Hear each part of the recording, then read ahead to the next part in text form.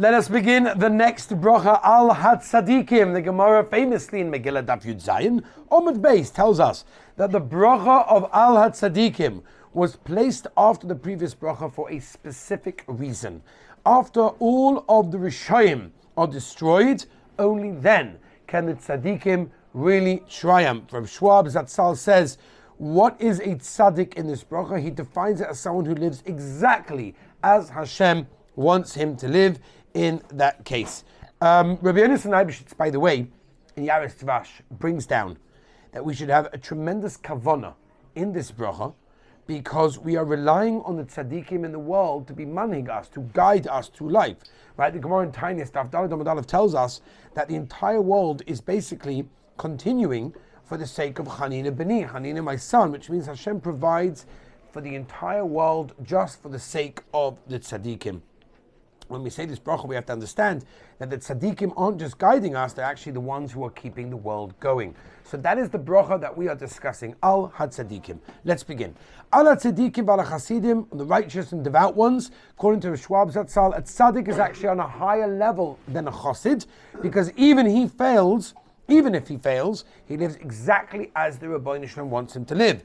V'al ziknei amcha Beis Yisrael, the elderly people of Klal Yisrael. The Gemara tells us that old doesn't necessarily mean in age, but it means someone who's acquired Chachma through Torah. Yehuda ben Yaka explains that the elderly are actually above Hasidim and Tzadikim, which is why they are listed in this specific order. They are private people, but have been accepted by Klal Yisrael in that case. And Rav Schwab calls them the Talmidei Chacham and the Gedolim that we ask our questions to, which, by the way, the Goyim and even sometimes the non-religious people have a very big question. How is it that the rabbis that all of Klal Yisrael go to for questions are not voted in? Like, how does it work to become the Gadol Hador? How many people have to vote them in? And the answer is there is no voting system. There's a siyata d'shmaya that they generally have to become the Gadol Hador, that people just sort of vote, sort of just go to them as our manhigim, our shepherds. They're guiding us. Va'al pleitas soifreim, on the remainders of our Torah, people who teach Torah are called pleitim. They're remaining ones that without them there would be no future of Klal Yisrael. These people help the next generation learn and keep the Torah. Rav Victor Miller explains why they're called pleitim. Number one, they're so small in numbers. How many are there that teach Torah to the rest of the world? And number two, the Yetzer Hara does try to get rid of them, so they are no longer remaining. And we are davening at this point that their future of teaching Klal Yisrael always remains intact.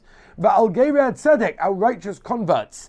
The next category daven for is the Geirim, the converts. The Maral in Gvuras Hashem asks, what is the connection between Geirim and Talmidei Chacham, and why are we davening for Geirim in this pasuk that is al tzadikim?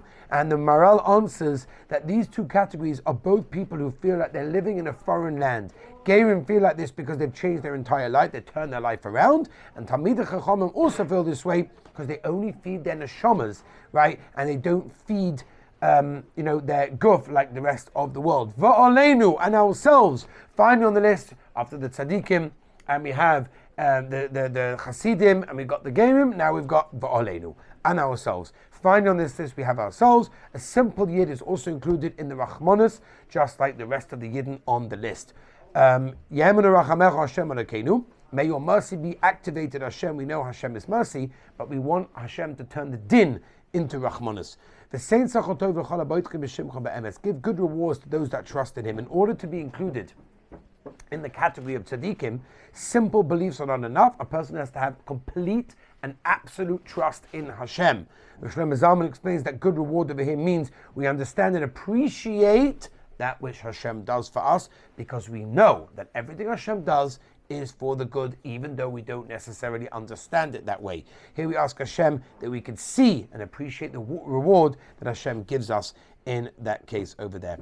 Put our lot with them forever, even if we don't have full emunah and betochen, that Hashem grant us the gifts like you grant the tzaddikim and the gedolim. May we never be put to shame by the level of betochen in you. Sometimes a person should be and is ashamed to put his betochen in someone or something else. And when the person does that, he should be ashamed. Why? Because it shows that basically he's helpless on his own, so he's scared to put bitachon in someone else. But if you put bitachon in Hashem, then a person like that experiences no shame whatsoever, because no one can accomplish anything without Hashem's help. So it's okay to put your full bitachon and trust in the Rabbeinu Shalom. Baruch atah Hashem, Mishon Umiftach LeTzadikim, support and trust, and source of trust of the righteousness. This bracha is about the tzaddikim. It's our opportunity to ask the Rabbeinu Shalom to give us anything that we ask for. Reb Nachman of Breslov once said, and he emphasized, that a person that depends on other people will never daven properly.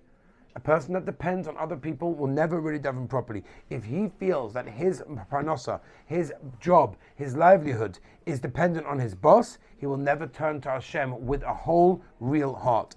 In preparation for davening, says Reb Nachman the Kuti Eitzes, a person has to learn to concentrate and place all of his hope and trust in Hashem, and that is his bracha mitzvah Hashem. Next week we will discuss the next bracha for Yerushalayim.